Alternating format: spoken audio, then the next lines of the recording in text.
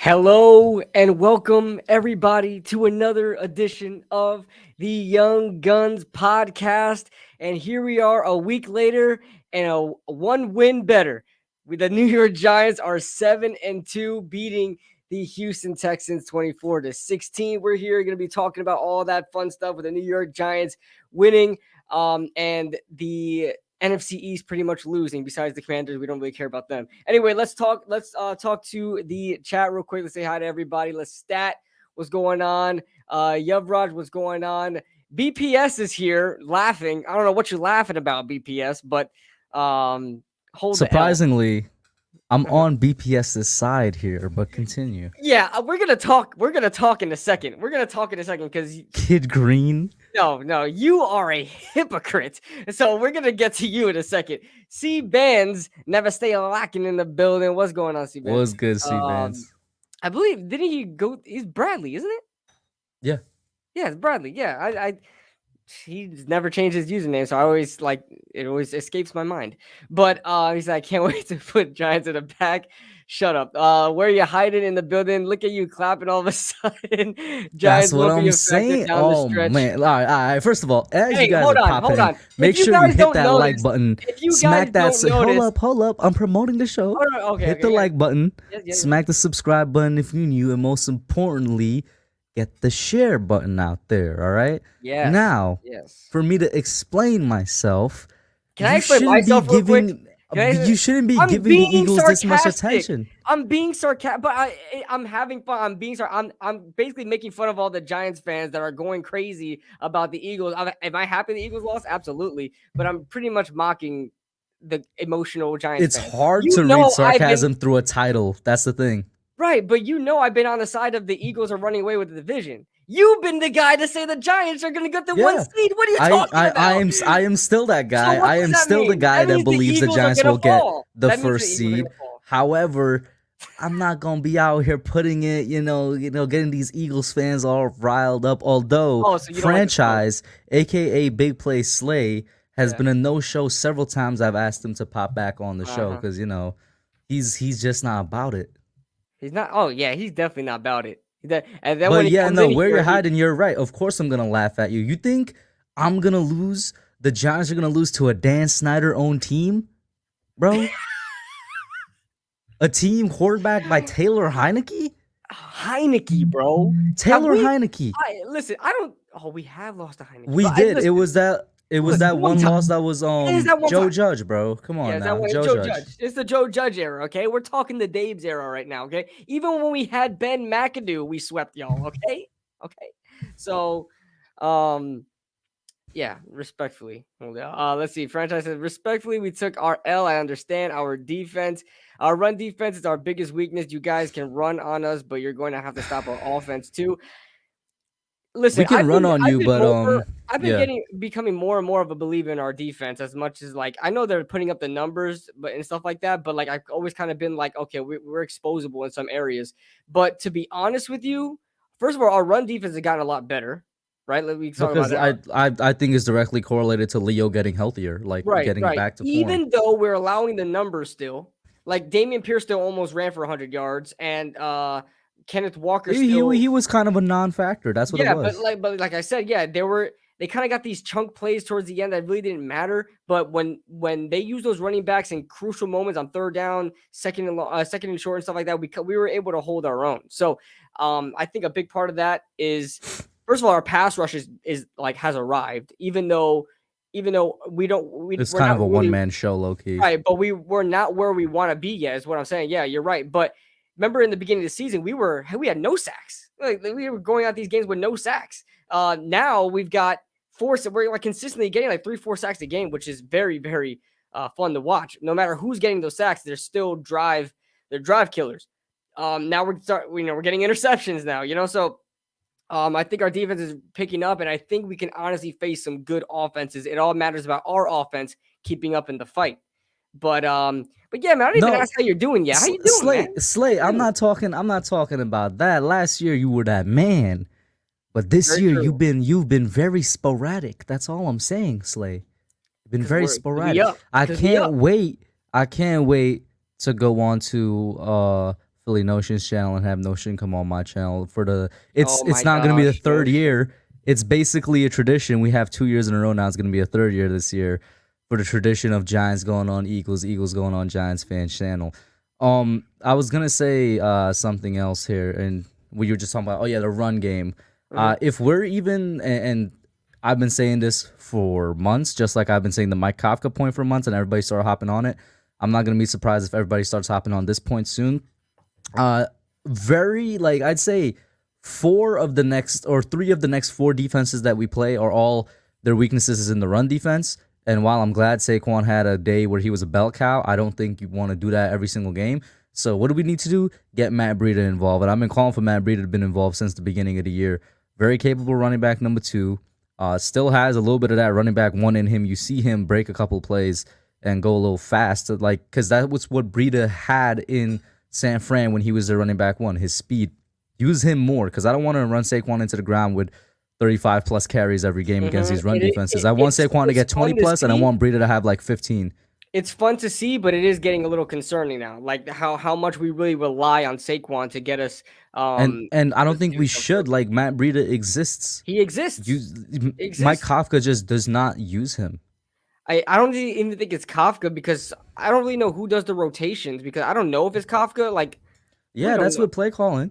Yeah, I know. Rotations is with play calling. Okay, all right. Yeah, I thought like personnel changes were play calling, but I didn't know like who's in there is going to be. No, rotations and personnel changes with play calling, because of the fact that Saquon could do things that Breida can't do. So there's plays where, right, you're going to have Saquon there and I have Breida. But for like a regular couple runs, there's no reason not to have Breida in there. And here's the thing, Shout out to Wolves in the chat.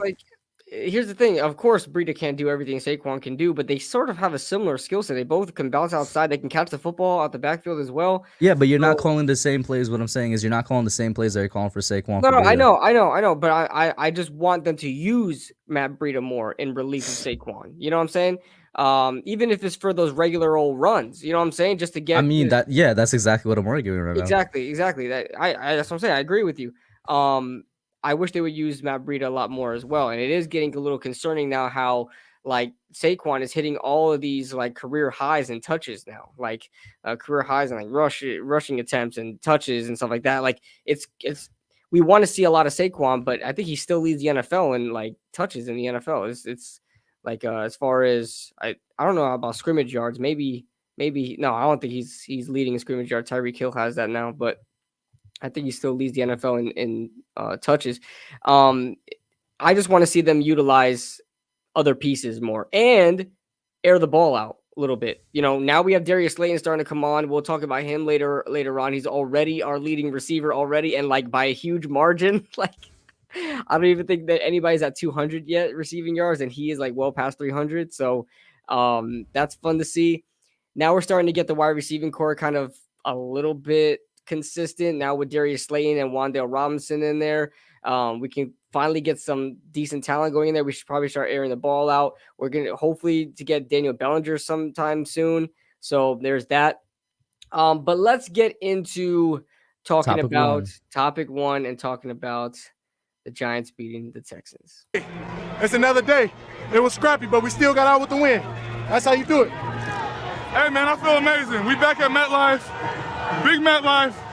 Fans went crazy today. The team went crazy today. We got away with the W. Let's go. November football, man. 1-0, we got 3 more to go.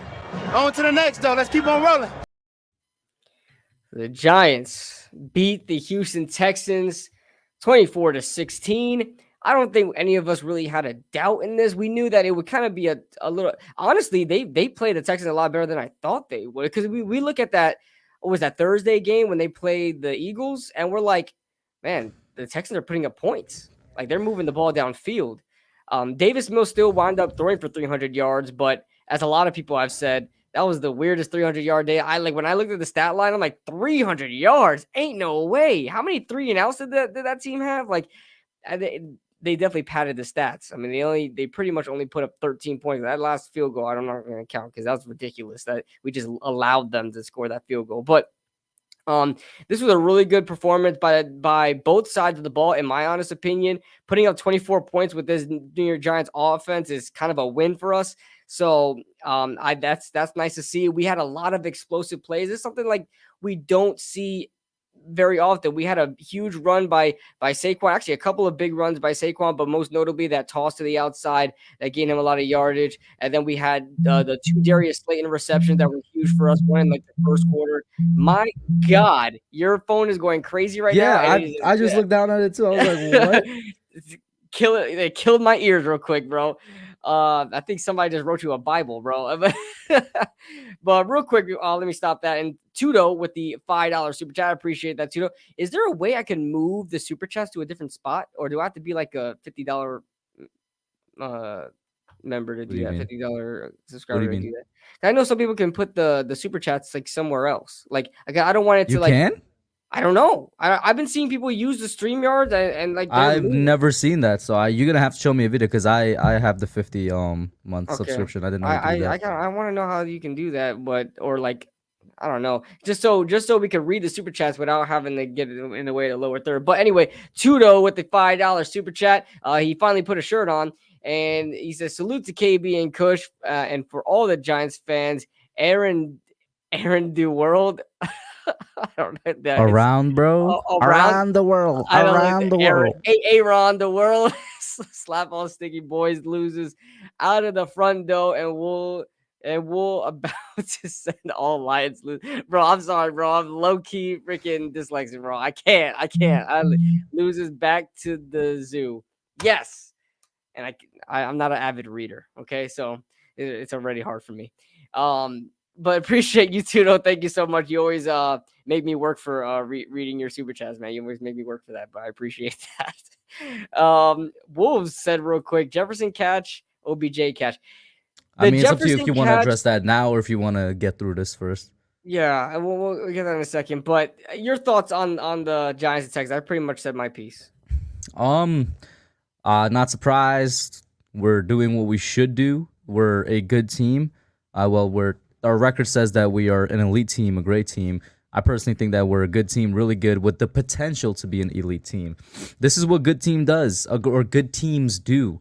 I, funnily enough, said the same thing for the New York Knicks. I'm like, if the Knicks want to be a good team this year, and I want them to be a good team, I'm actually wearing a Knicks shirt right now. I was like, if they want to be a good team, there's just one thing you got to do that good teams always do, and that's smack bad teams.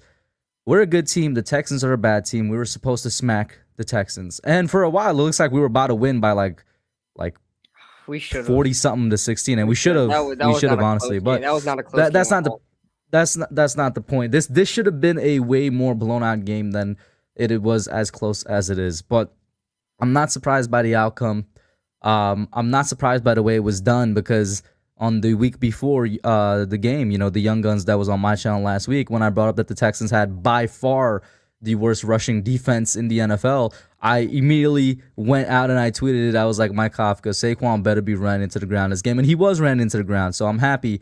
Nothing really of note that I'm surprised by here, with the exception of the guy on the screen, Darius Slayton, I guess, because he seems to really be coming on. Not wide receiver 1, but he's the best wide receiver on the Giants right now. Love the performance from Isaiah Hodgins.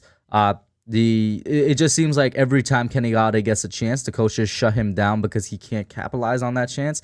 I don't know if what we saw this game, which was he was benched at halftime in favor of Hodgins, I don't know if that means that he's done for the season. I would kind of hope so, because at least Hodgins not only caught the ball but did a little bit something with it after the catch.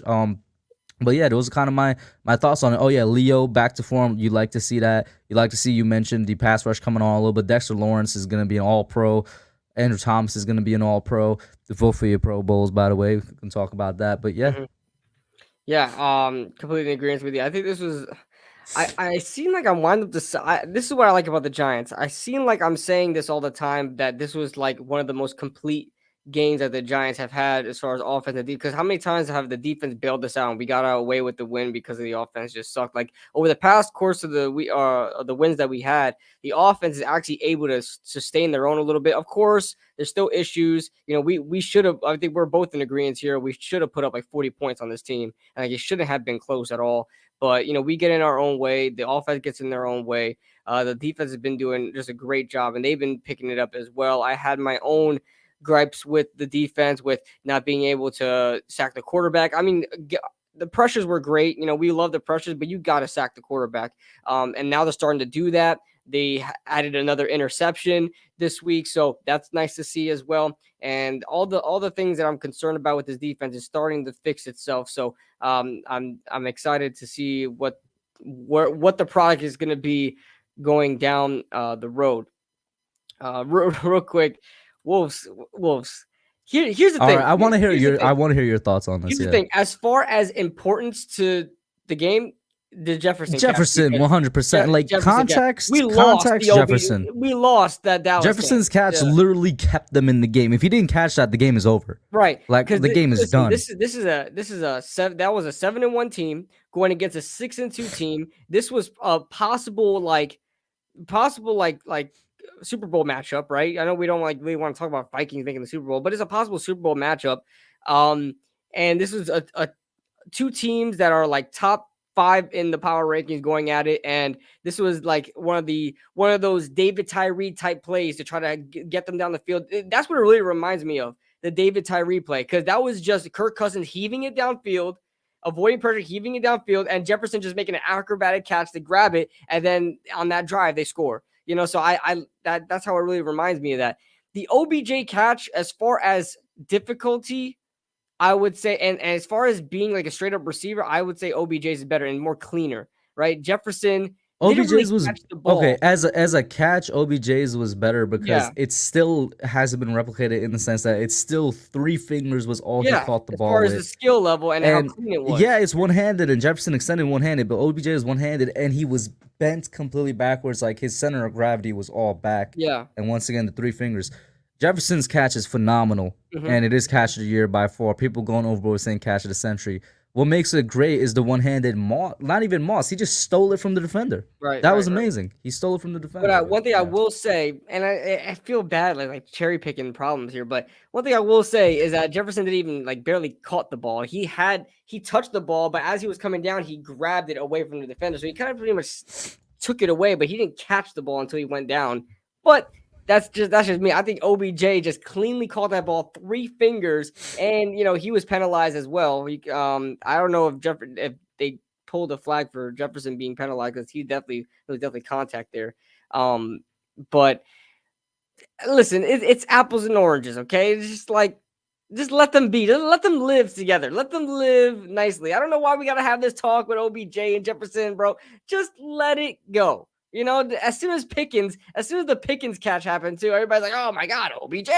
Just let it live. We want to see these catches every year. Why do we have to talk about it? I don't know. What happened? Is this a good time to talk about OBJ's top 2 teams? Oh, that, he's rumored.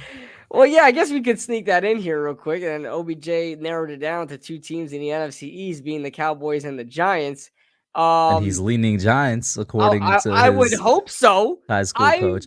Can I put out a theory that I put out at the end of Just Chillin'? Don't put out a Cowboys theory because I'll just shut you down. Well, what do you mean by don't put out a Cowboys theory? What kind of Cowboys theory? Don't put out a. I think he's going to the Cowboys because. No. Okay. You know how usually athletes use New York, like Russell Wilson did so many seasons in a row, for leverage? Right. I think people forget the most popular, and it's unfortunate, but the most popular NFL franchise in the world is actually the Dallas Cowboys, and it's also the richest to this day, I think. I think OBJ is using them as leverage for any team, not necessarily for us, but I think he's using the Dallas Cowboys as leverage to get to a place that he wants. Because I honestly don't think he wants to go to the Cowboys. I know he grew up in the Louisiana area, and so that he watched Cowboys football as a kid. I agree. But the dude played here for what was it, 5-6 years, and he legitimately, I think, hated them.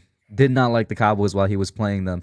I don't think he has any love to go to Dallas. I think he's using it. Once again, people forget they are the most popular and richest NFL football franchise in the world, which is unfortunate, but that's the truth. And I think he's using that as leverage. Here is my theory, and I agree with you. Now that you mentioned that, I agree with you. How many times do we see free agents or people that want to be traded, and their teams always are the Giants or the Cowboys? Always. Because they're the biggest capital, media, capitals of the world, biggest markets in the world.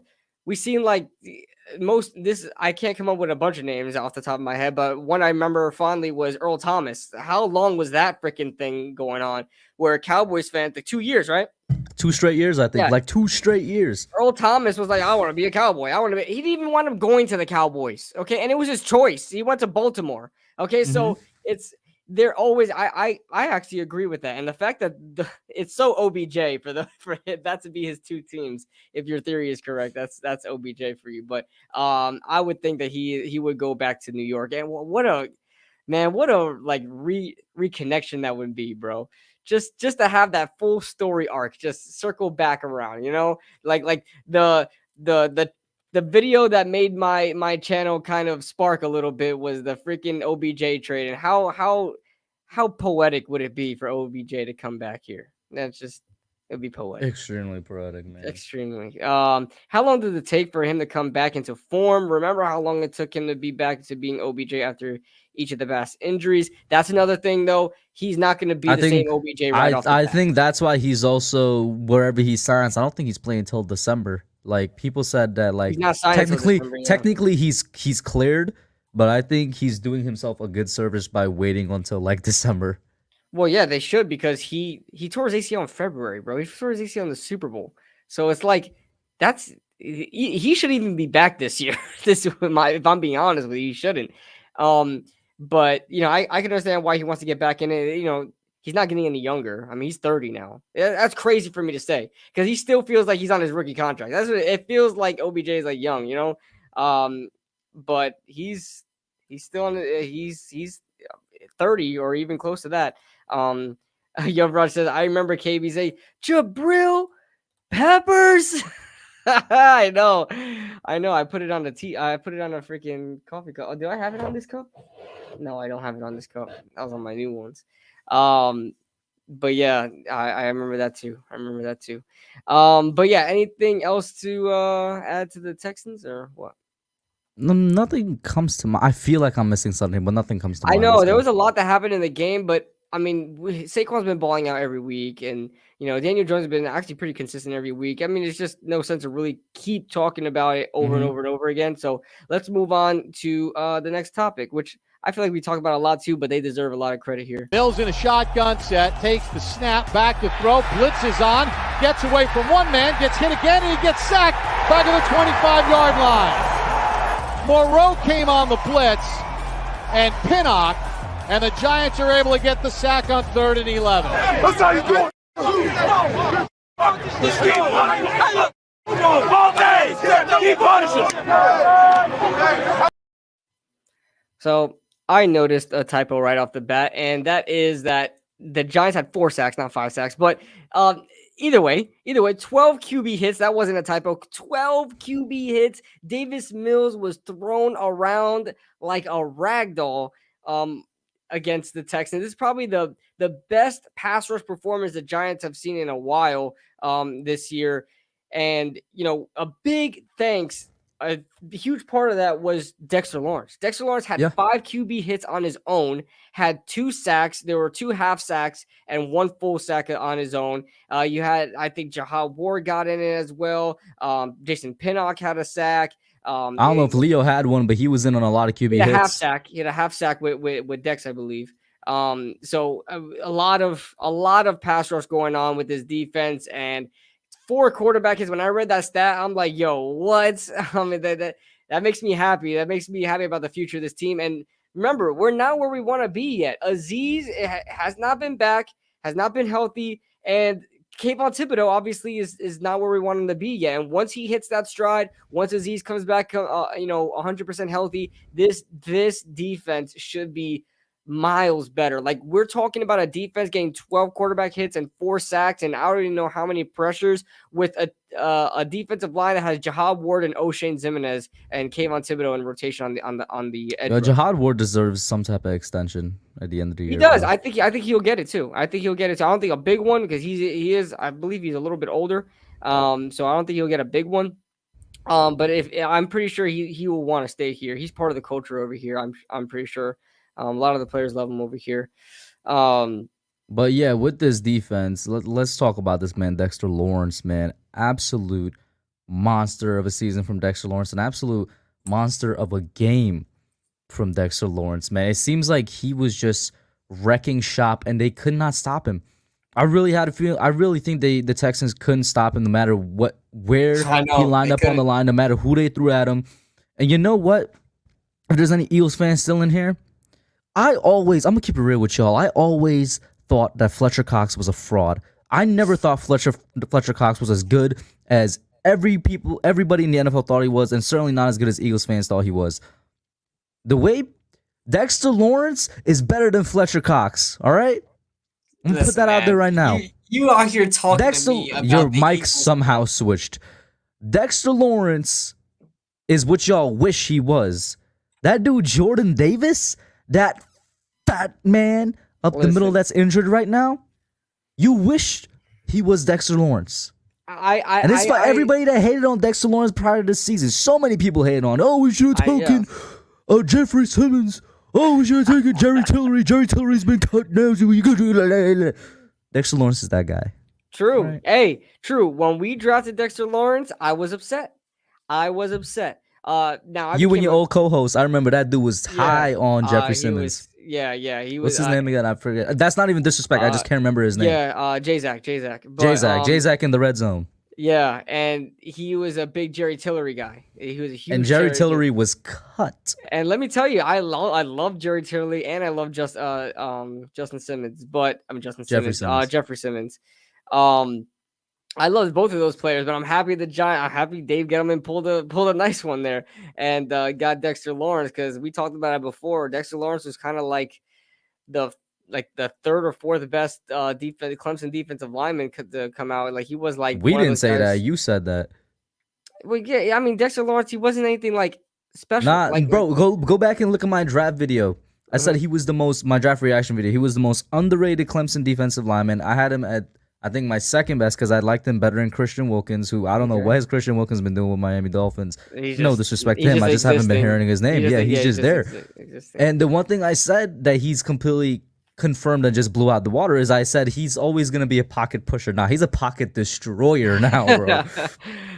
No, he's not just pocket pushing. He's making you run your pockets too. So, Dexter Lawrence is killing it right now. Leo Williams back at it in full form. We're going to talk about all the top players in our next topic, but the defense, Adoree Jackson balled out. I mean, he was absolutely shut down. Adoree Jackson was. Fabian Moreau gave up one big catch. He gave up a touchdown, but that was pretty much it. He was shut down as well. He's still remaining if there's another guy that deserves a an extension, as one of the smaller name guys that deserves an extension is definitely Fabian Moreau. He's definitely playing at a high level. Jeffrey Simmons is a monster, though. Yeah, but the only thing with Jeffrey Simmons in that draft, the reason why Jeffrey Simmons dropped in that draft, he went in the second round, is because he had tore his ACL in college, and that's why he dropped. Otherwise, he would have been in the top 5. A lot of people are saying Jeffrey Simmons is a monster. Yeah. All right, he is. I'm not denying that. Mm-hmm. This is specifically for the people that think we had a bad pick. Dexter Lawrence was never a bad pick. Yeah, at any point in his career. I didn't hate Dexter Lawrence. I really wanted the thing is I didn't want DeAndre Baker, and because I didn't think that I thought he was a little overrated, DeAndre Baker, coming out of that draft. Although I did like him, but I was a big Byron Murphy guy, and Byron Murphy's pretty damn good in the league right now. I feel like we would have done better if we drafted him. But I wanted him over Dexter at the time, but of course I'll take Dexter now over Byron Murphy. And then also, it is a contract year. That is a contract we should actually really be talking about. What does a Dexter Lawrence extension look like? We do have him on the 5th-year option for next year, but what do you think that looks like? It's like 14, 15, and I don't know. The thing is, it's hard because same thing with the Dalvin situation. It's not like Dalvin doesn't deserve the money. Of course, I think Dexter is better than Dalvin. Don't get me wrong. But it's that situation where it's a nose tackle. How much of an importance do you find in a nose tackle that you want to pay him a top dollar $15 million contract when you have other contracts to deal with? So that's something that they have to talk about. Thank God that they have to talk about that next year. They don't have to talk about it this year. But I think they'd prefer to do it this year, though. And Dexter's success, the better he gets, the more he's going to drive in price. And it's not looking good for Leo. I'll tell you that much. Mm-hmm. I'll tell you that much. It's not looking good for Leo. I want to say that Leo would do for the team. I mean, he's only been with us in the Jets, but he's definitely at his best part of his career right now, and he's in a really good environment. I don't know. I would hope that they work something out with Leo. I would hope so too, man. But it might be this is going to be harder than the Dalvin Leo situation, because we had the Dalvin Leo situation last year or the year before that, and we were like, well, we can't keep both, and we didn't keep both. And this might be a situation. It's the same thing, but Dexter's. But we could have kept both. Like, that was proven because we could have signed Rhett Ellison, not Rhett Ellison. That dude from the Vikings that was washed, and somebody else. And it's like the other Viking, Rudolph. Yeah. I remember Rhett Ellison too. Oh my god, I feel like we just love getting tight ends from the Vikings. But why does everybody keep talking about Darius Williams in here? What are we talking about here? I just can't believe myths like Ellerson Smith. Ellerson Smith or Darius Williams are even being seen again. That's something to talk about, yeah. Here's the thing, man. Of course, that was Gettleman's last draft, so people are going to be looking at that. I like Ellerson Smith, man. I still don't.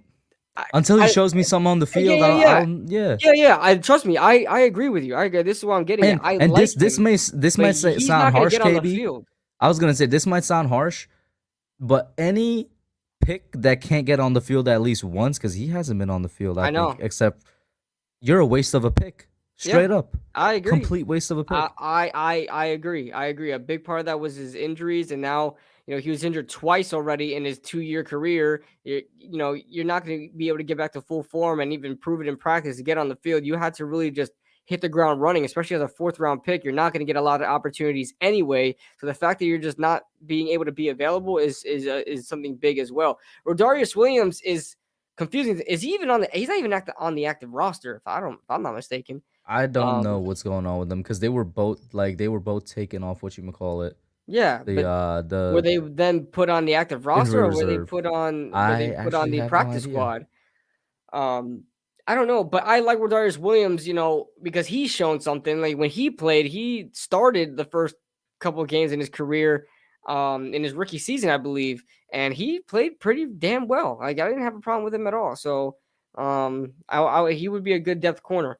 Aaron Robinson sitting in the corner, Aaron Robinson's out for the year. I completely forgot Aaron Robinson existed. I'm not gonna lie to you, but I'm happy that we signed Fabian Moreau. I think, honestly, if Aaron Robinson was still healthy, Fabian Moreau would still be our number 2 corner. That's just you were one of the people saying that we need that vet corner, and we need that vet corner. Vet corner has been doing great. Yes, sir. Yes, sir. I didn't even think Fabian Moreau would be that guy, but here we are. Listen, I said it as a joke, and I'm gonna continue saying it, and people's gonna deny it, but people gonna be so sad and crying. I mean, absolutely sobbing. People are gonna be when Fabian Moreau locks up Justin Jefferson in a month, bro. Okay. Well, I mean, it's probably people gonna be a Dory, be sobbing. It's gonna be a Dory, bro. You think they're not gonna switch him around the field? Fabian Moreau is gonna put this man in a cage. Just letting y'all know. With a box of scraps.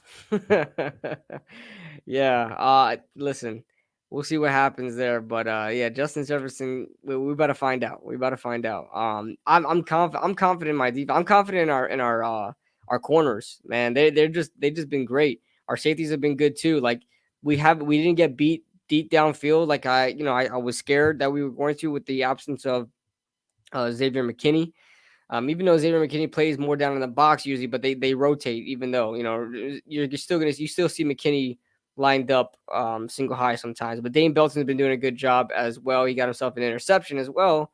So I think we talked about this already. But let me just roll this next topic, even though I pretty much think we talked about this. But second down and 6. Barkley again. Barkley shot out of a cannon. Saquon Barkley. Play fake to Barkley. Back to throw. Fastball left. Wide open. Slayton on the cross at the 30. And then he gets grabbed around the shoulders, spun around inside the 10, and finally dropped at the 6-yard line. So Saquon, okay, you go ahead. You can start it off. Yeah, the Giants had a lot of top performers that like a lot of guys that made impact plays, had great games in this tech. This is why I said this is one of the better games that the Giants have had this year because it wasn't just like it was just Saquon leading us to the win. No, it was a lot of these players. Okay, Dexter Lawrence, Leo Williams, Darius Slayton, Saquon Barkley, Andrew Thomas with 0 pressures. Daniel Jones had his career high in passer rating this season. Adoree Jackson, Fabian Moreau. I mean, the list goes on and on. A lot of these guys were balling today. So that's why I didn't want to make a slide for each individual player. But, I just had to dedicate a topic to this because we had a lot of players that just balled out. But yeah, you go ahead. All right, so Saquon got the praise. Let's talk about maybe somebody that didn't necessarily got praise that had a great impact on the game Sunday. Isaiah Hodgins. We didn't really talk about Hodgins yet. That's a good one. Ahead. That's a good one. I gotta look up his stat line as well. Isaiah Hodgins looked pretty damn well. Listen, here's the thing. Beggars can't be choosers, right? He caught the football. I mean, that's just enough that we want. That's just anything we want right there, bro. That's just what we want to see. That's like true. You don't even need to get the like a deep 60-yard pass. We're just asking you to catch the ball. And this is not even a big knock on Kenny Golladay, even though it kind of is because they're so similar. This is just a receiver thing for the Giants in general. Just catch the football. And Isaiah Hodgins, we just got this guy last week. He just got a chance to play. His jersey is like brand new, damn near, and he's out here making plays. He's out here catching the football. He wasn't like Marcus Johnson, we didn't even know who this Marcus Johnson guy was. We liked him in the first week. The second week happened, and he's just dropping everything, right? And Daniel Jones even yelling at him. All right, but Isaiah Hodgins comes in here.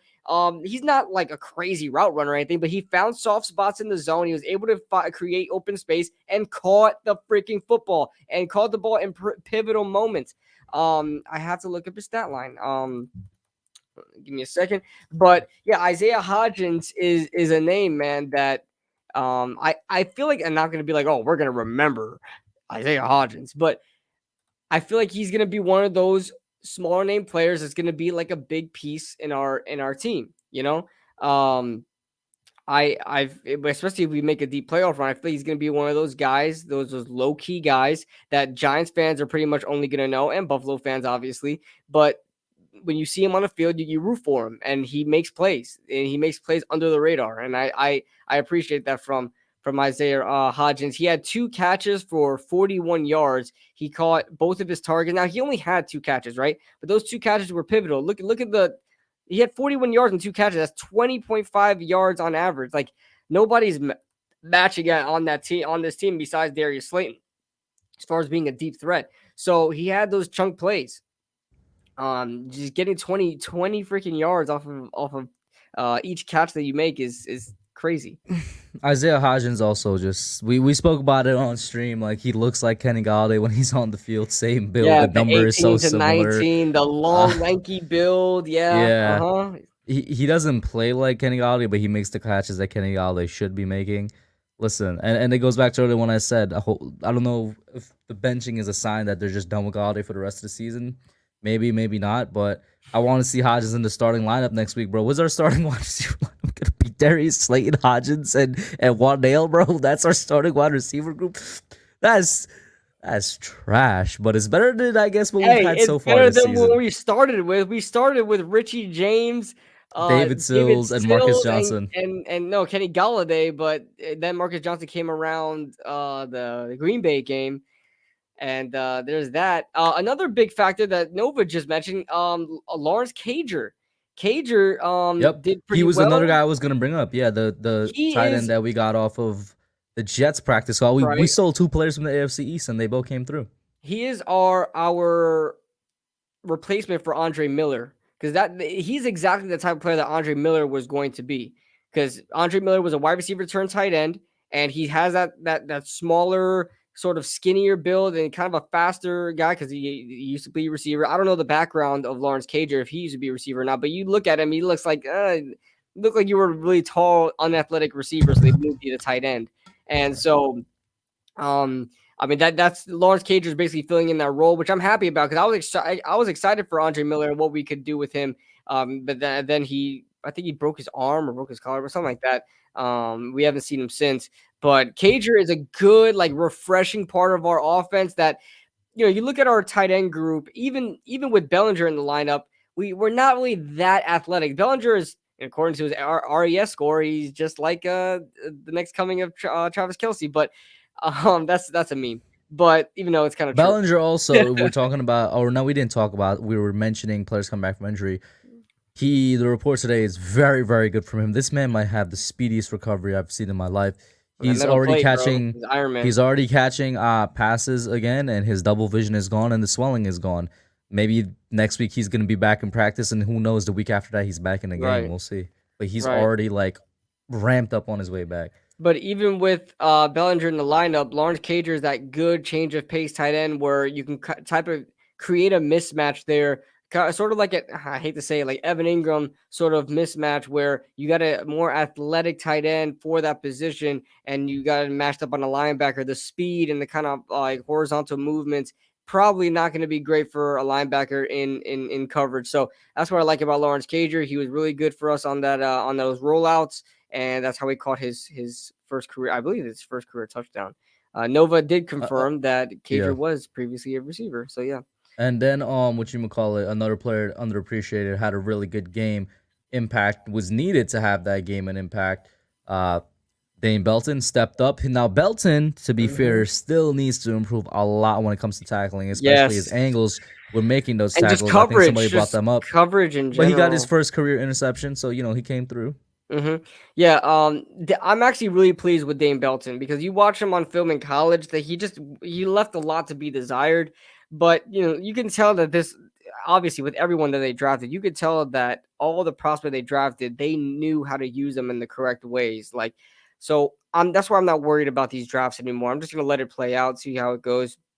I never heard of Dane Belton until we drafted him, but he's out there balling out. Playing single high safety is one of the harder positions to play in football. To pretty much take on the whole back half of the field by yourself and be the last line of defense is not an easy task, and he's able to do that. I was looking at some stat that he has like a 8 something. I don't know how many snaps he had already, but it has allowed 0 touchdowns, which I think is kind of a padded stat because he's not really in a position to really give up touchdowns as a safety, but like a corner is, for example. But he's out there balling now. Fabian Moreau is going on under the radar as well. We talked about him a little bit, but he deserves a lot of love. He's been really locking down these receivers, matching up on his side, and he's been a really good addition to this team. And if everyone just paid attention to numbers, as a lot of people do, with the yards that he gave up last season, they were like, "Oh, I don't want to sign this guy." Well, think about a team that just said, "Hey, let me just take a chance on this dude." and we wound up being that team.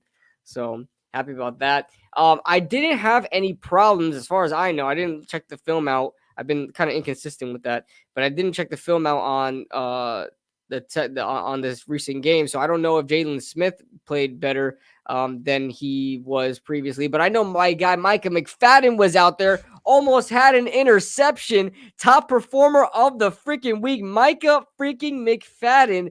Know his name. The next Luke Kuechly in the building. You know what, Kush? If you don't want to appreciate it, then just leave. This is my stream now. Okay, this is my Micah McFadden moment as I'm sitting here popping these damn things over. You stress me out over here. Okay, Micah McFadden out here. He almost caught the interception. Listen, cut the guy some slack, man. He just got back on the field, but he already put himself in position to get an interception. He just couldn't. Listen, defensive players just can't catch the ball, man. I'm sorry. I'm not going to blame him for that. He didn't go to receiver school, okay? He's not out there running routes and stuff like that, okay? But, okay, see, he wants to join back in the conversation. So, give your take, Kush. Good. Are you done absolutely slobbering the knob, bro? Are you done? Absolutely salivating. Whoa, polishing. What? Because that's what. Hey, that's not. Listen, we can't have this talk over here, man. What are we doing? What do we do? I got to put you on timeout. What are we doing right now? This is. There are children watching this program. Okay. My bad. You know, Ligma, Vets, and Wolves got a hold of me. It is what it is. Yeah, man. They didn't possess you like that, man. All you do is come on this show and lie, bro. Micah McFadden was the real star of the show. He didn't even have that good of a game. Our linebackers never have that good of a game. That's how you're lying. I mean, which one of our linebackers came back close to an interception? Name one. Nobody. You can't because Micah McFadden is our best linebacker on the team. It's automatic. Right, bro. Next topic, bro. No, but this is pretty clever. That's pretty clever. McFadden. Micah McFadden. I am calling him that from now on. Thank you. And now here's the time where I recreate Nova's profile picture. It's bad. I knew you were in there. Steve pops up. What's up, Steve? I didn't even make my presence here yet. I was summoned. You were summoned by who? I said Micah McFadden? No, because I said Vets, Ligma, and Wolves got a hold of me. Oh, man. But, yeah. Any other top performers besides my boy Micah, Eminem? No, I wasn't even joking when I said next topic because there's nothing else that comes to mind. All right, the next topic. I worked on this, so we kind of like skipped by it. And I forgot I had a clip for this, but I'm just going to play it. Just watch it, okay? I made it. Jones gets hit, throws it left. Caught by Slayton, runs out of a tackle. He's got a first down to the 40, down the left sideline, 30, 25, 20, 15, 10, 5. Dives for the end zone. Is he in? Touchdown, Giants! Darius Slayton, 54 yards on a 3rd and 9. You think he's not making a difference for this offense? Hey, I know you had it. Now you know. If you don't know, now you know. If you don't know, now you know. Like you were supposed to say it in sync with me. God, yo. Bro, I didn't want to sing it. But I was just going to say, if you don't know, now you know. I mean, come on, man. But listen, if there's one top, listen, let me just talk about Darius Slayton for a second because we kind of already covered it, but go ahead. You got it. Yeah. But Darius Slayton is probably all jokes aside, he's probably the biggest performer in this game. I know, listen, Saquon had his $160, right? I mean, he's been doing that pretty much all season. But it looks like Darius Slayton is starting to come back to form a little bit. 3 receptions, 95 yards, and a touchdown. This just seems like this is what Darius Slayton does. He's the guy to get a huge amount of yards on just a little bit of reception. So remember who told you first. Shut up, Steve. We're not talking to you. He was right. He called it before anybody.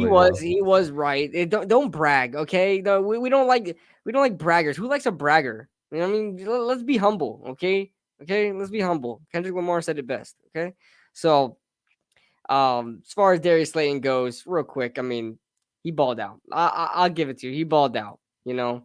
all the Capitals fans everywhere are rejoicing. So let's keep mentioning this man on our podcast, and it's like, why, bro? It's funny. It's just funny. All right, so let's get on to a very satisfying topic. Let's move on here.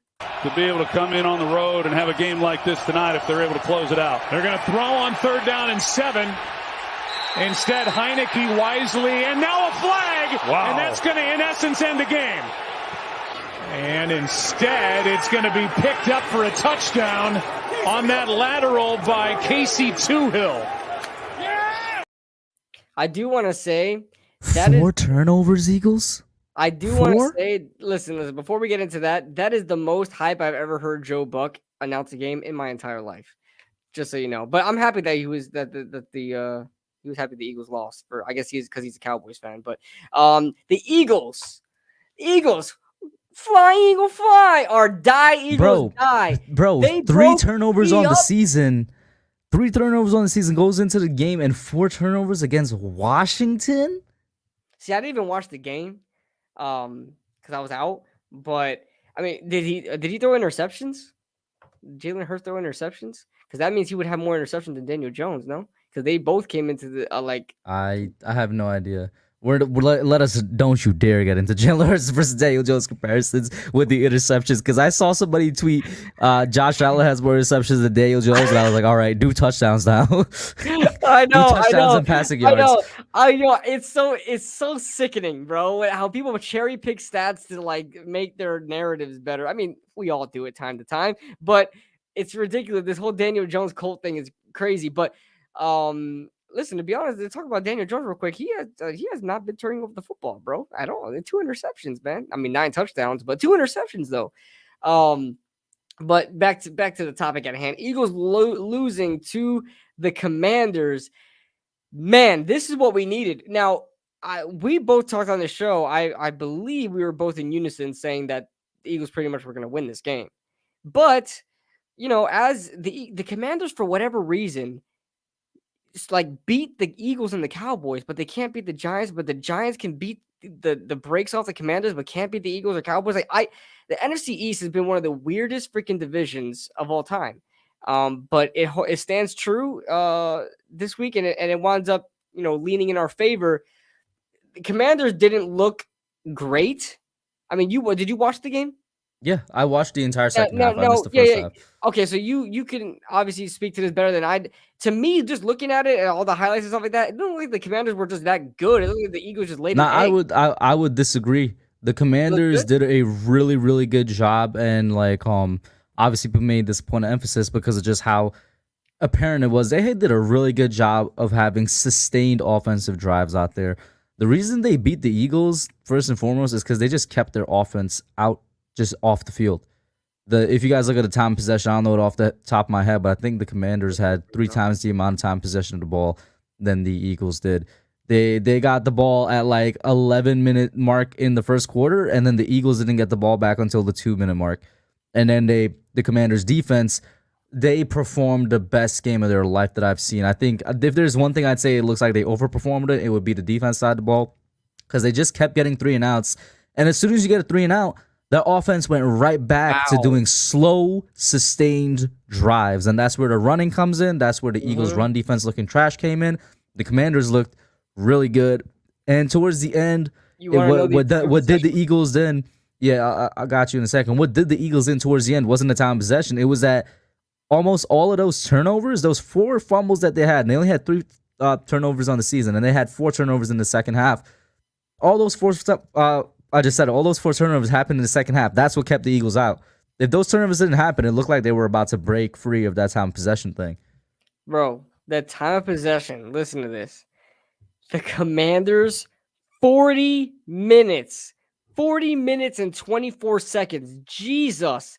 And the Eagles, 19 minutes and 36 seconds. 40 minutes to 19. Mm-hmm. Holy moly. That is destruction right there, bro. That's crazy. Imagine playing an NFL game and you're only on the field for 20 minutes, bro. Imagine that. Jesus. 19 minutes. But, wow. Basically, it's basically 40-20. Yeah, it's 40-20. Yeah, basically. It was just over 40 minutes and then, 1936. So, now this helps us, obviously, there's no need to explain this, but this obviously helps out the Giants a lot as far as playoff seeding goes and trying to get on top of the division. Now that the Eagles lost to the Commanders, how likely do you see the Giants fighting for a potential 1 seed? Now, of course, we would have to fight. We're fighting with the Vikings now as well. But as far as forget about the 1 seed, the division lead, how realistic do you see that happening for the Giants to win the NFC East? Your honest opinion. My honest opinion is that it is realistic because, well, you said it all year. I'm probably the more optimistic of us two. One, the more optimistic, just in general, content creators out there for the Giants. I think it's been realistic all year because I didn't think 2 games was that far to be out when we were 2 games out and we were 1 game out. Now we're back to being 1 game out. I believed it a lot more. And I definitely didn't believe that the Eagles were going to stay undefeated. And I don't think this is the only game they're going to lose on the season. And I thought, I'll be honest with you, the Vikings are not as big as a threat for that number 1 seed in the NFC as the Eagles are, in my opinion. But since we're talking specifically NFC East, it's right there for the taking. I think the Eagles are going to drop one of their next 4 games or next 3 games even. And if we can just continue to win, and our biggest game of the season is going to be Dallas in 2 weeks or next week and a half, basically, because it's next Thursday, a week and 1 day, actually. That's going to be our biggest game. If we could come out there with a win, I am like locking in that we can get first place in the NFC East. I would love that, and we have to make sure. So if we get a win and then the Eagles lose, you said one of their next 3. I think they could drop one in the next 3 or 4. And You know what? Let me pull up their schedule to make sure I'm thinking about the games that I'm thinking. Yeah, go ahead and do that. So, in my honest opinion, I still think the Eagles are going to win the division right now. They have they have the Colts next. All right, they're beating the Colts. Okay, but then they got the Packers, who may have some new life in them. They may have some new life in them if they continue, like Christian Watson continues to beast out, and that's a game they can drop. They have the Titans, and the Titans are not the team that we played at the beginning of the year. The Titans are legit. They're back to being like a legit playoff contender. They won 6 out of their last 7. And that's their next 3. If we include their next 4, it includes us. And I definitely think we have a chance to beat the Eagles. They're going against Derrick Henry, and they don't have a great run defense. So they're going against Jonathan Taylor this Sunday, and Jonathan Taylor looks to be fully healed. He's healthy now? He had a monster game this past Sunday, in case you missed it. He did. You're right. And then they're going against the Packers, who have A.J. Dillon and Aaron Jones. And then they're going against Derrick Henry. And then they're going against us. We have Saquon. But I hope by that point we have a 2-headed monster with Matt Breida. And then they're going against the Bears. The Bears, all they do is run, bro. Shout out to Big Dash. Like, their next 3-4 games are like, from outside looking in, and maybe from Eagles fans' perspectives, it's all automatic W's, but I don't think it is. Yeah, of course they're going to think that, of course. But, you look at this game against the Commanders, I'm pretty sure they thought it was an automatic W. So, listen, any given Sunday, any given Thursday, you know how it works. So, I'm hoping the Eagles become the Eagles and they just drop. The same thing with the Cowboys. Now, the Cowboys gave us a little bit more room for error. Not that we really can afford to make any errors, but they did give us a little bit more room for error, losing to who they lost to? The Green Bay Packers. Oh my gosh, they lost to the Packers. Now I didn't have a slide on that because I'm not really worried about the Cowboys as much as I am the Eagles, but the Cowboys lost to the Packers. The Packers look terrible. They're coming into that game 3-6. No, or were they already? They were 3-5, right? And then no, they had already won 3 games, so they're 4-6. Is that right? Packers? The Packers, yeah, I think they have 4 wins. 4-6. So the Packers look terrible, but they made Christian Watson look like a god. The Cowboys did. So, so much for Trevon Diggs. Anyway, but as far as the Eagles go, I still think they're going to win the division as of right now. I can't say definitively that the Giants are just like, oh man, we're right there. We're winning this division. But I will say that this loss to the Commanders made it even a lot more likely because this shows that the Eagles are they're human too. They're not gonna, go undefeated. They're not gonna destroy every team they come across. They might lose a game to someone that's just shouldn't lose to, like the Commanders. So I'm happy about that. What I am upset about is they gave the Commanders their 5th win. The Commanders are not that good to be having 5 wins. What is this? Yo, did you notice that the NFC East wins is 8-7-6-5? 5, really? 6, 7, 8. Oh my God. Listen, I have no mercy for Washington anymore because Washington fans have been coming at our team like crazy, bro. Where did this come from? You Washington fans used to be so nice when you guys sucked so bad. When you guys win a division one time in 2020? Yeah, it was after 2020. Washington fans became cockroaches, bro. Yeah, that's what it I'm was. like, what the hell was it? When you guys were winning, were going 3-13 and 4-12, you guys were the nicest people in the world. You know what? I don't really hate the Giants franchise or the Giants fan base, even though you guys sweep us every year. But now you guys are a little competitive and you guys have 5 wins in the competitive NFC East. Now you guys think you can be all freaking toxic like this. Like, you guys are our little brothers, bro. Like, you guys shouldn't be. Don't get it twisted. Like we that, will bro. always be part owners of the Washington. Exactly. Like, I think we all own a stake in this, bro. Listen, if Matthew McConaughey buys Washington, they might get another name change, bro. They might finally be the Red Wolves, what they were supposed to be. But Red Wolves. Washington hasn't had a bye yet. That works even, I guess, more to the favor of they're not going to catch up. But I would hope so. I'll say this, though. With all that being said, just like I was talking about with the Eagles, it's very possible the next 3 or 4 games for all 4 teams in the NFC East are very important. Yeah, this may sound crazy to you, but this division could be completely flipped in 4 weeks. That's not crazy at all. That's happened so many times, man, where it's just like out of nowhere, Washington gets up the ranks, Philadelphia goes down, Dallas goes down, and we just stay right in the middle. It's like always. But we'll see what happens. But yeah, I don't think that's crazy at all. This division gets flipped all the time. This is the reason why I think the Eagles didn't even win. It still hasn't happened yet. It still hasn't happened where a team makes it out 2 years in a row as far as winning the division, right? The last time was the Eagles in the early 2000s, I think. Yeah, it still hasn't happened yet. Damn. So, and who won the division last year? It was the Eagles. It was the Eagles, right? They went like 9-7, right? Was it the Eagles? What was the Cowboys' record last year? Maybe they're about to do it. Maybe, I don't know. We'll see. Either way, is there another topic? We have 2 more topics, and then we can go through it really quickly. This one right here is the Pro Bowl voting. Pro Bowl votes are now open. Kush told me that he's out here spamming the voting. He probably I spammed the voting link in Just Chillin' podcast last night in the chat, and I know you can. I was probably gonna do it again tonight. Yeah, so I voted 6 times yesterday. God, after the show is done, I'm gonna vote 6 times again today because they don't limit you, and I will be really disappointed in Giants fans, specifically Giants fans that watch our show, because I'm talking about it right now. If these 3 people at least don't make it, Saquon Barkley, Andrew Thomas, Dexter Lawrence. But remember, Dory Jackson, I agree with that. But those are the 3 main guys I want to see make it. But remember, it's not a popular vote. The votes only count for 1/3 of the complete vote. But the fan vote counts more than it does anywhere else. You know what I'm saying? So y'all better go in there. Did you see a couple years ago when everyone was trying to? I took part in this too, trying to get Jay Cutler into the Pro Bowl. It was Jay Cutler, and then it was this guy Nathan Peterman. Yeah, Nate Peterman.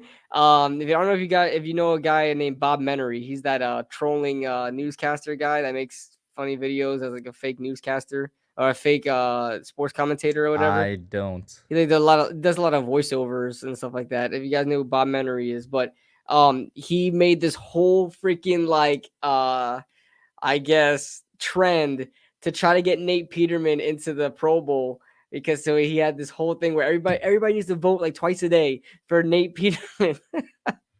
He didn't get through because he was overridden. Think about if he would have made it, that would have been hilarious. That was when Nate Peterman was like starting for I think he was with the Bills that year, and he just sucked. He threw 2 interceptions a game, or like 2 pick sixes a game rather. But yeah, that was funny. But What's up, RZOB? Rob, what's going on, man? Shout out to Rob. Congratulations on the news, Rob. Yes, congratulations. I was gonna man. write to you on Twitter, and we were just about to start the show. That's when I saw you pop in my feed. So, congratulations, bro. It's a beautiful thing. It's a beautiful thing. I just freaking think he's popping up here on my computer. But you good? Okay, yeah, I got it. Yeah, no, because I got that shortage on one of my USB ports, and it keeps telling me, and nothing's plugged into that port, and then it keeps popping up that it's not working. I'm like, I know that. That's why nothing's plugged in. But so yeah, the guys I voted for, like I said, the obvious ones: Saquon, Dex, Leo. Okay. AT. Okay. They should definitely make it. I gave a vote to Leo, even though he hasn't necessarily been at a Pro Bowl level this year. He's been really good.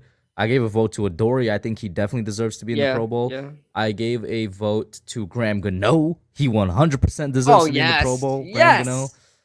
I threw a vote at Jahad Ward because I like him, and I threw a vote at Julian Love because Julian Love also kind of deserves to be in the Pro Bowl, but the NFL is really good with safeties right now, so I don't think he's going to make it. Yeah, I think guys that are playing on a Pro Bowl level, I think you got it. You got it right there. I wouldn't say Jahad Ward, but I mean, it's a fan thing. So. I just threw it to him because I like him. Just to support him. Yeah, just so we can see later on. I'm pretty sure the players see like who votes for that. Or like I mean, they used to, the Pro Bowl voting website or whatever, the page, it used to allow you to see how many votes each player got. They don't do that anymore. I'm so happy that players were salty they were getting like one vote. Yeah, I'm so happy they're not playing the Pro Bowl anymore because that was just so cringy to watch.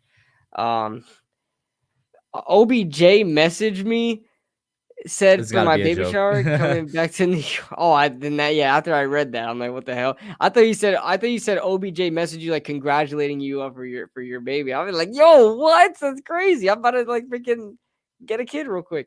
But for DJ, I don't know if DJ would, like, realistically, I don't know if DJ would make it just because obviously his numbers aren't there. I mean, the lack thereof of numbers for the turnovers is good, but I still think even though Aaron Rodgers is not having a great season, he's probably still going to get votes. Tom Brady, he's not having a great. Well, he's leading passer right now, but his team isn't in a great situation. But he's probably going to get votes. Kirk Cousins is definitely going back to the Pro Bowl. Who else? Who else in the NFC? Jalen Hurts is definitely going to go to the Pro Bowl in my opinion. Dak always gets votes, but never deserves it.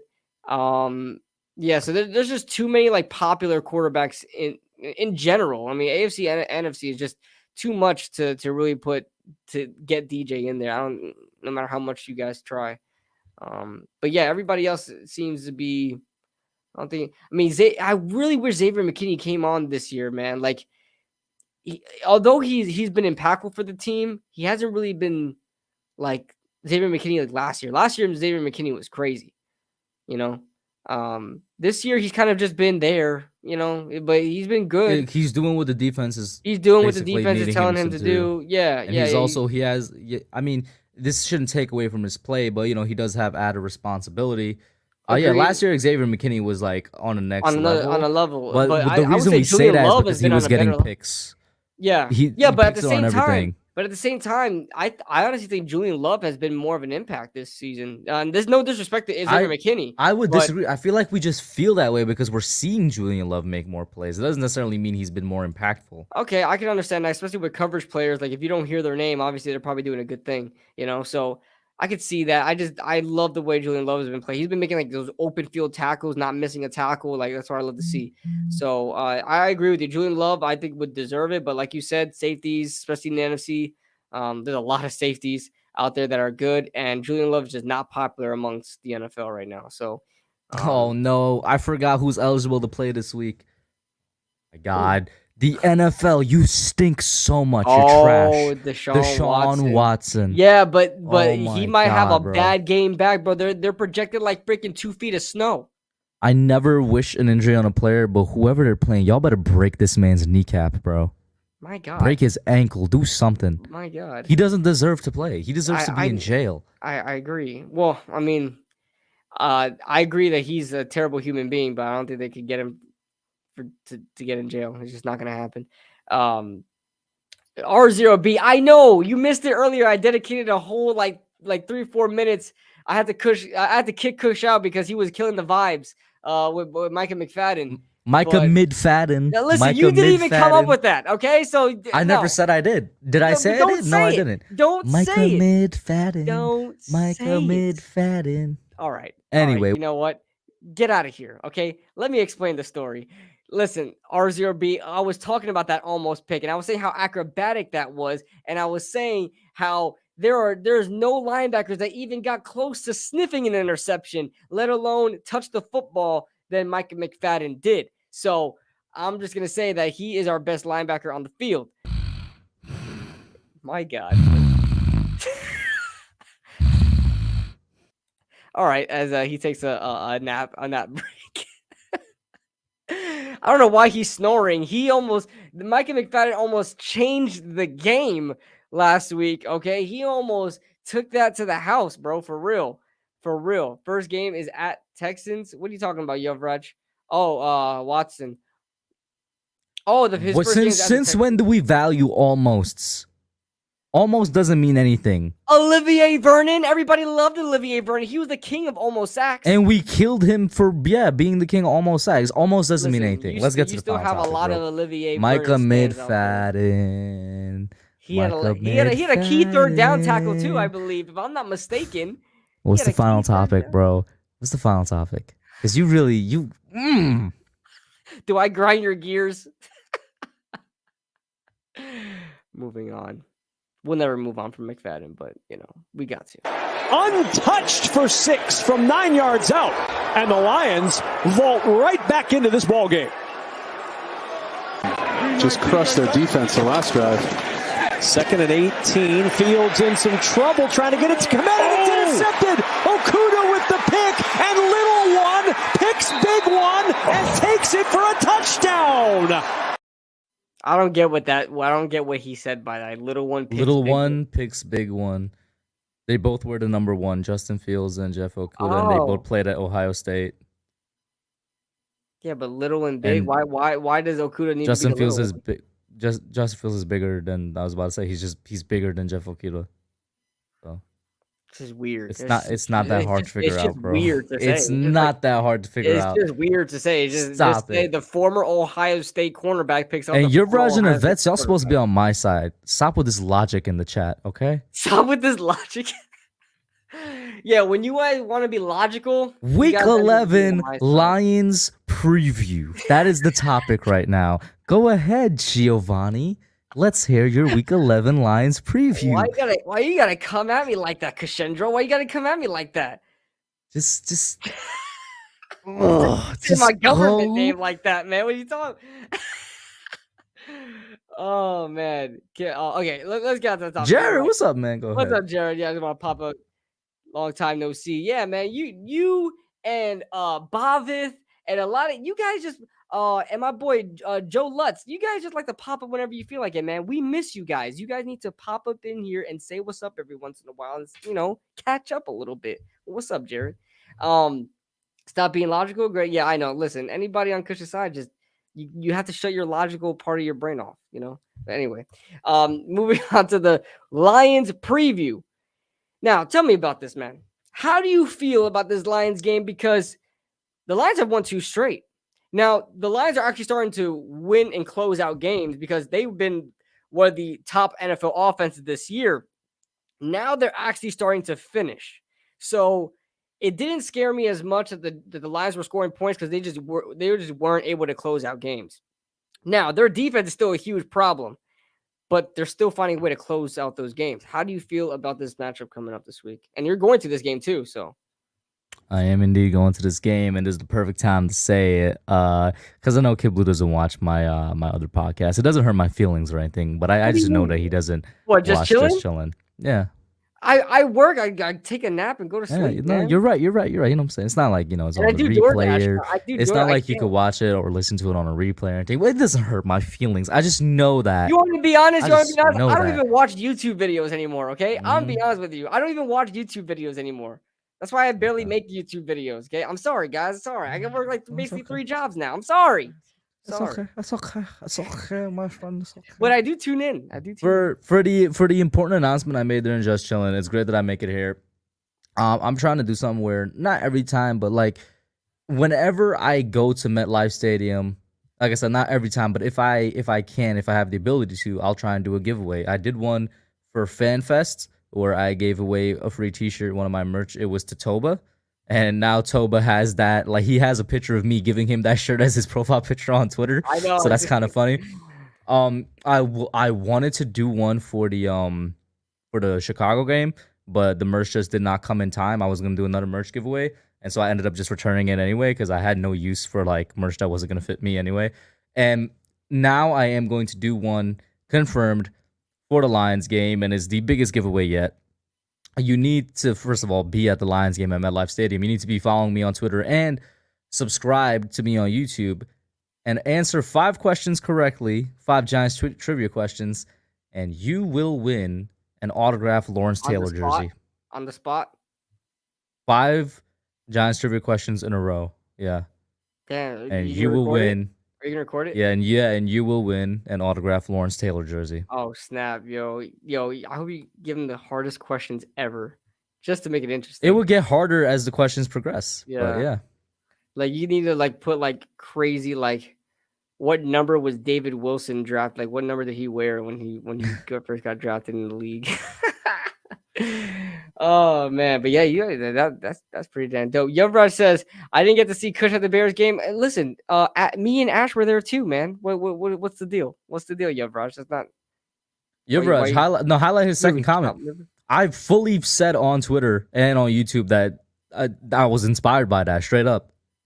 Yo, I love what Lauren is doing on her channel. Shout out to Lauren. She got sports. Shameless plug, man. She's awesome, and she's really. But I'm just saying, I love Saquon. He's my favorite player, but I think we could all agree that autographed Lawrence Taylor jersey is better than autographed Saquon Barkley jersey. I'm just saying. I agree. Wait, you got that autograph? Oh, damn. Crazy. And it comes with a certificate of authenticity. See, Rob, you're already wrong. When he was drafted, he wore 34, not 22.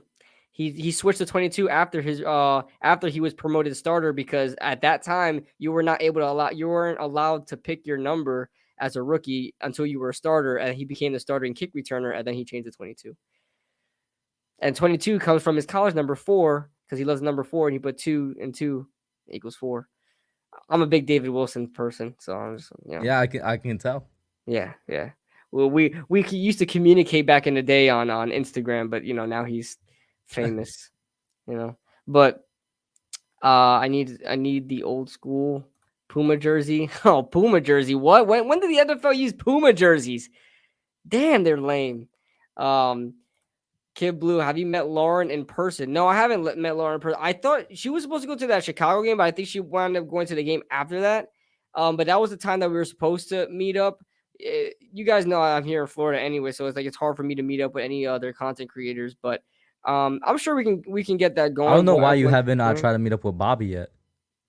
Because Bobby's far. Like, even though we're both in Florida, Florida's huge. Bobby's far. He's in Melbourne, bro. And I got a reason to go to Melbourne too, but 2 reasons. Too bad. Too bad he got hurt. I'm sorry. It's an inside joke, guys. Inside joke. Puma jerseys where it actually exists. Yeah, I didn't know. I know that we use starter jerseys like back in the 90s or whatever. Like that makes sense. I didn't know we used Puma jersey. Who the hell? Why would the NFL make a pact with Puma? I don't understand. Imagine KB never asked to meet me while I was in Florida. You were in Florida, Rob?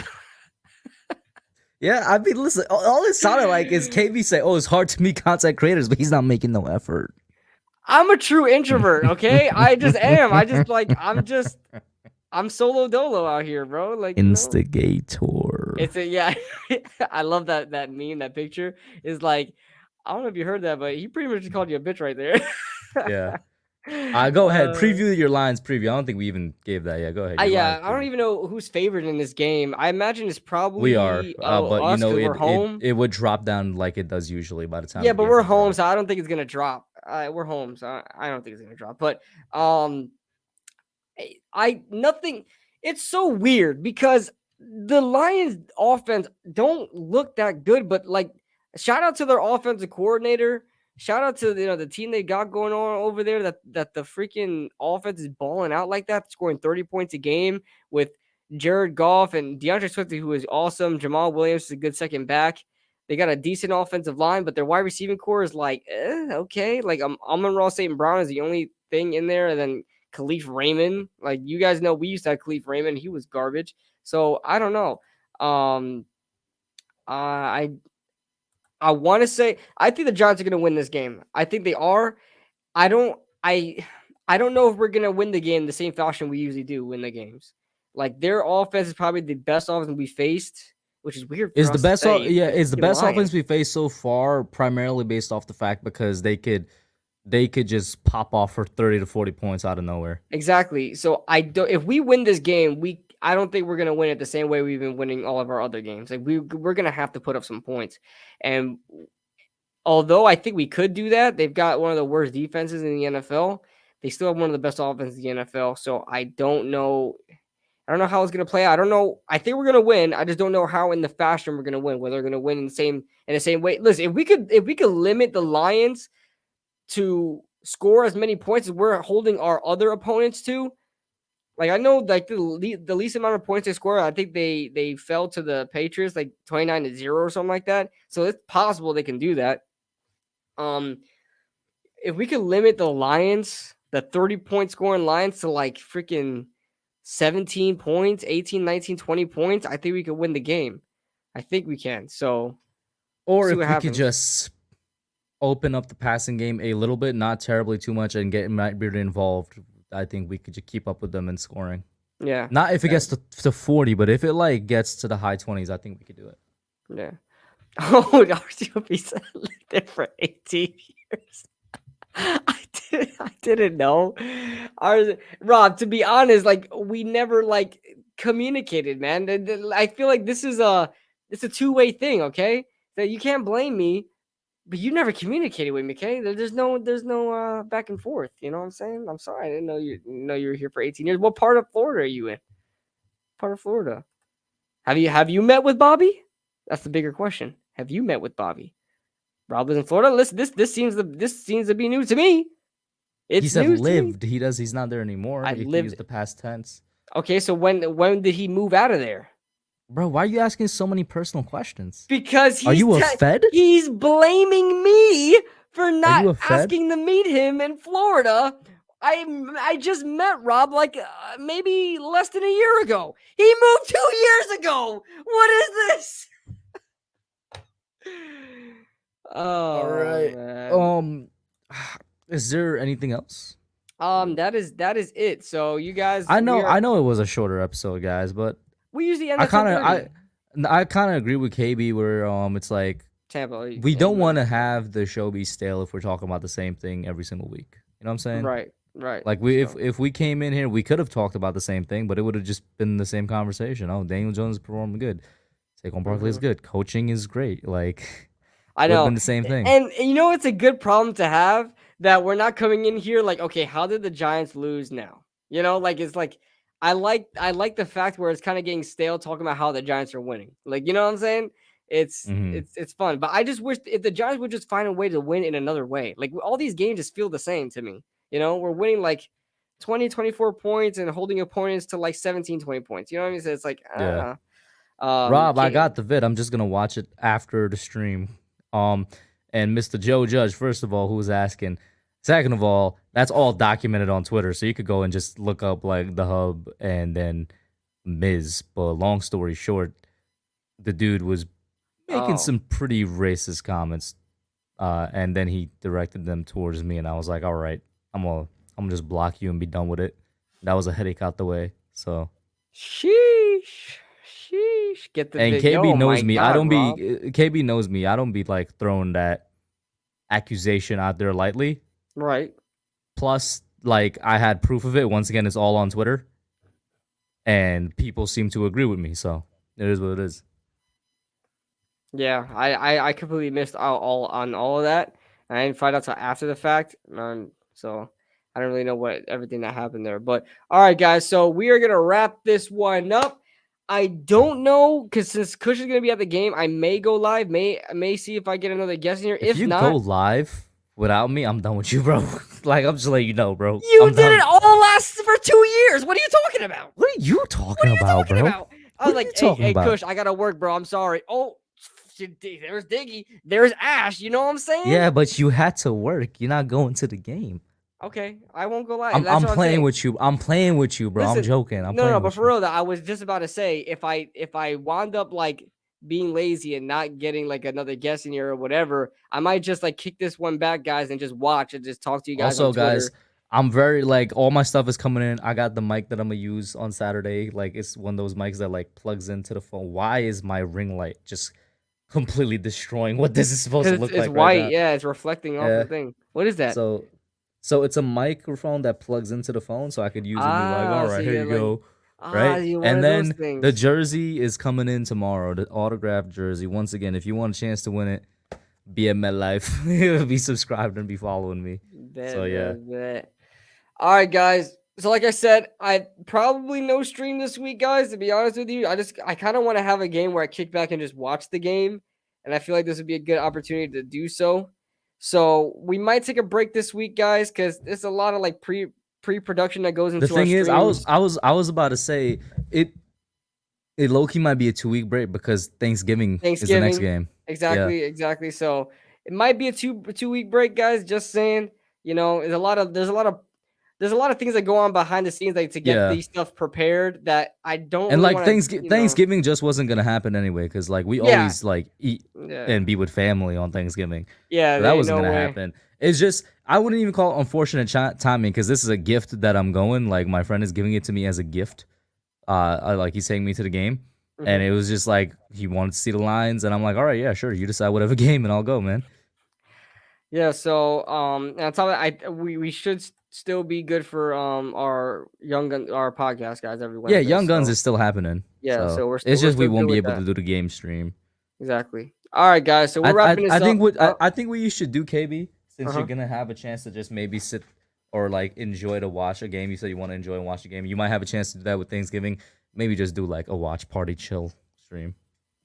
Possibly, but then how different would it be from just being calling the game? You know what I mean? It's like I don't know.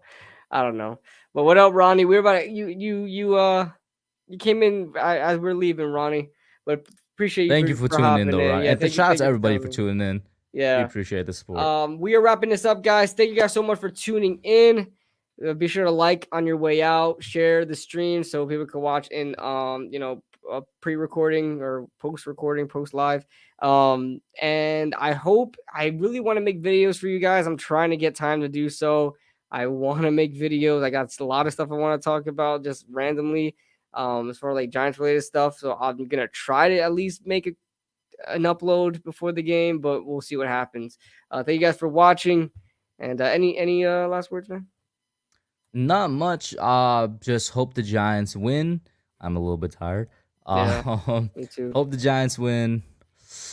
We're still coming for first place in the NFC East. We're still coming for first place in the NFC, and that's about it.